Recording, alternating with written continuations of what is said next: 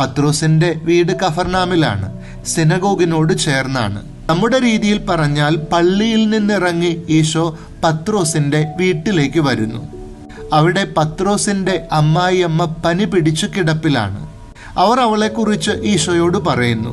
ഈശോ അവളെ കൈക്കു പിടിച്ചെഴുന്നേൽപ്പിക്കുമ്പോൾ അവളുടെ പനി വിട്ടുമാറുന്നു. എൻ്റെ വീട്ടിലുമില്ലേ സൗഖ്യപ്പെടേണ്ടവർ? ശാരീരികമായ രോഗങ്ങളെക്കുറിച്ച് മാത്രമല്ല പറയുന്നത്. ഉണങ്ങേണ്ട മുറിവുകളുള്ളവരുണ്ട്, പെരുമാറ്റ സ്വഭാവ രീതികൾ മാറ്റേണ്ടവരുണ്ട്, സൗഖ്യം വേണ്ടവരുണ്ട്. ഞാനും എൻ്റെ വീട്ടുകാരുമൊക്കെ അതിൽ പെടും. ശിമയോന്റെ അമ്മയെക്കുറിച്ച് ഈശോയോട് പറയാൻ ആളുകളുണ്ടായിരുന്നു. അതൊരു ഭാഗ്യമാണ്. നമുക്കും നമ്മെക്കുറിച്ചും നമ്മുടെ വീട്ടുകാരെക്കുറിച്ചും സൗഖ്യം കിട്ടേണ്ട ഇടങ്ങളെക്കുറിച്ചും ഒക്കെ ഈശോയോട് പറയാൻ പറ്റണം. വീട്ടിലെ ഈശോയെ മറക്കരുത്.